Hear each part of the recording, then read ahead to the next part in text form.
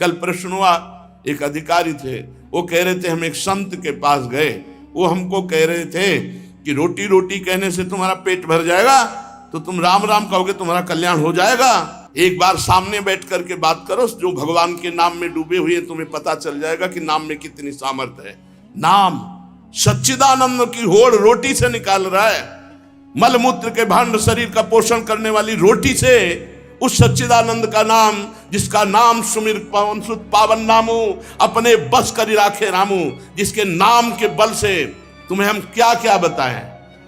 जो आज जो कुछ भी शून्य के आगे अंक लगा वो नाम ही है, नहीं सब शून्य है। नाम धाम रूप लीला इनकी अवहेलना करके पता नहीं कौन से सिद्धांत से भगवत प्राप्ति कराना चाहते हैं, कौन से सिद्धांत का ज्ञान नहीं है। अष्टांग योग, सांख्य योग, कर्म योग, भक्ति योग, यही तो योग है। बचपन से इन्हीं योगों में तो धूल धूसरित हुए, तब हम बोल रहे हैं राधा राधा राधा राधा। रोटी रोटी कहने से तुम्हारा पेट नहीं भर जाएगा, लेकिन राम राम कहने से जन्म जन्म की भूख न मिट जाए तो मुझे बता दो, जन्म जन्म की भूख मिट जाएगी। कैसे बात, तुलसी जाके मुख से धोके निकसत राम, ताके पक्की पक्तली मोरे तनु की चाम। अभी भगवान की कृपा है कि कहीं कहीं भगवत प्रेमी महात्मा भगवत मार्ग की पुष्टता प्रदान करने वाले शास्त्र सम्मत वचन बोलते हैं। शास्त्र के वाक्य बोलने पर मौन और निराश उदास हताश व्यक्ति के हृदय में भगवत प्राप्ति की लालसा पैदा हो जाए, ताली बजाने की हिम्मत ना हो।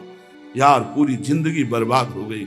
आज महात्मा के वचन सुनकर हमारे हृदय में विवेक जागृत हुआ। आज से भजन में लगूंगा, अब लो नसानी अब ना सही। कोई भी सिद्ध महापुरुष का नाम बताओ जो भगवान के भजन के बिना सिद्ध हुआ।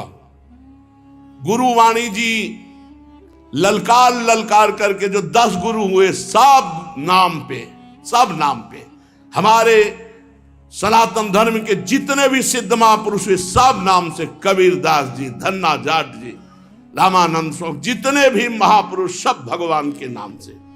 पता नहीं अब कौन से महापुरुष पैदा हो रहे हैं जो नाम की अवहेलना, धाम की अवहेलना, मूर्ति पूजा की अवहेलना। आज तक कोई भी साधक या सिद्ध हुआ हो जिसने गुरु की आराधना ना की और सिद्ध हो गया हो, मैं बताना कुछ नहीं हाथ लगा। तो गुरु मूर्तिमान थे या अव्यक्त? मूर्तिमान। गुरु के वचन साकार थे या निराकार? साकार। गुरु के चरण साकार थे कि निराकार? और जब माथा रगड़ते तो स्थिति निराकार में हो जाती है। समझो, वेद वांग्मय भगवान का साकार रूप है।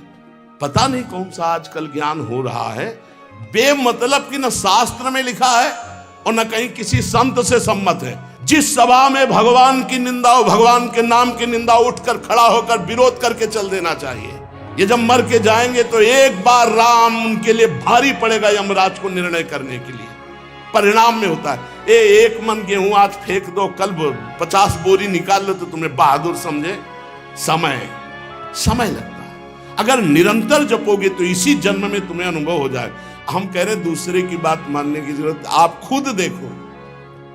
जब नाम तुम्हारे जीवन में नहीं था तो तुम क्या थे, आज नाम है तुम्हारे जीवन में तो क्या हो, खुद देख लो। दूसरे की कहने की क्या जरूरत है। भक्ति ये छाती प्रमाण है इसका। शास्त्र प्रमाण, संत प्रमाण तो दूर की बात रही, जाने मोरी छाती प्रमाण है।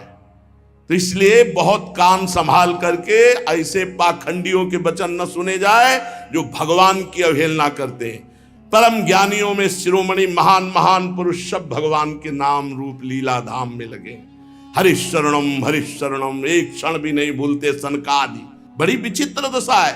कलयुग में ब्रह्म ज्ञान बिन नारी नर करें न दूसरी बात, और कौड़ी लागी लोभवत करें विप्र गुरु घात। बिल्कुल गोस्वामी जी सत्य लिख गए। जिसकी जिह्वा पे नाम है, वृंदावन की भूमि से बैठ के कह रहा हूं, भगवान की भी ताकत नहीं कि उसका मंगल कर सके।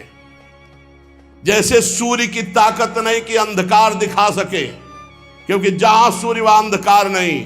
ऐसे जहां भगवान का नाम है तो भगवान भी अमंगल नहीं कर सकते। इतने शास्त्रों में उदाहरण बड़े पड़े, और सबसे बड़ा उदाहरण हम और हमारी छाती है। हम किसी के सपोर्ट से नहीं चल रहे, किसी के हम सिखाए या पढ़ाए नहीं चल रहे, नाम भगवान के सपोर्ट से चल रहे हैं, नाम की गर्जना से जी रहे हैं, नाम की गर्जना से दहाड़ रहे हैं। नाम ही हमारा जीवन है। सामने आके बात करे जिसको लगता हो नाम में कितनी ताकत है। नाम ही हमारा जीवन है, नाम ही हमारा सर्वस्व है। हमें कोई गति नहीं चाहिए, बस हमारे हृदय से नाम चलता रहे। बस पूज्य भाई जी हनुमान प्रसाद प्रबुद्धार जी की परम कृपा, उन्होंने ऐसा ठास के नाम भरा। पूज्य गुरुदेव भगवान जो बचपन से लिए उन्होंने नाम भरा। पूज्य हितजू महाराज, क्वाहम तो छा परमधमा प्राणहो गर्भ कर्मा यत तन्नाम स्फुरति महिमा रेश वृंदावनस्य। राधा नाम पूज्य गुरुदेव भगवान, नाम नाम नाम, सबका सार नाम।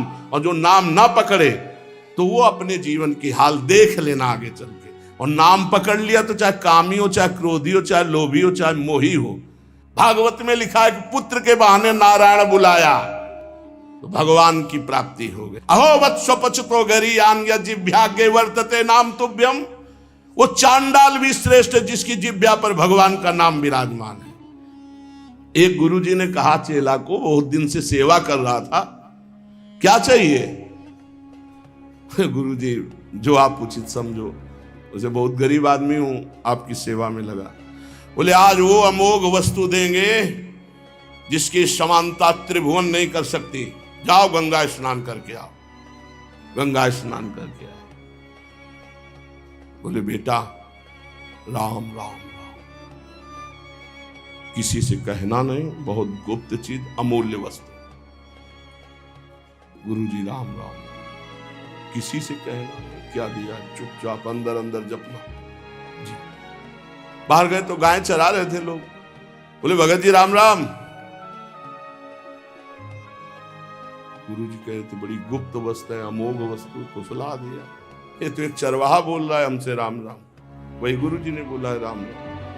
मतलब ऐसा तो नहीं करना चाहिए, इतने बड़े संत को इतनी सेवा की, हमको फुसला दिया राम राम करके। दूसरे दिन सेवा में बोले गुरुजी एक बात कहना चाहते। बोले बच्चा बाद में कहना, बहुत जरूरी काम है। वो झोली है, उस झोली में एक वस्तु टंगी है, उसको बेच आओ बाजार में, पर केवल मूल्य भर जानना, बेचना नहीं, खाली वापस आओ। जाओ। वो गुरुजी हमें बात कहने तो बोले तुम्हारी बात जो ही ये काम करके आओगे सो।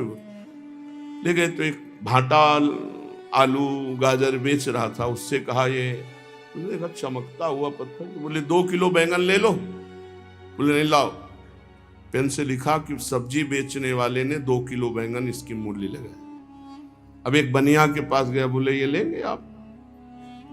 उसने कहा चमकता हुआ कोई पत्थर है। कहा 1000 रुपया। बनिया ने 1000 रुपया वापस ला। स्वर्णकार के पास गया, उसने देखा कि है तो हीरा, पर ऐसे गंवार के पास असली हीरा कहां से हो सकता है। उसने कहा 1 लाख रुपए देंगे। 1 लाख रुपए स्वर्णकार। और जौहरी के पास गया, जौहरी ने देखा, उसने कहा कि 1 करोड़ रुपया।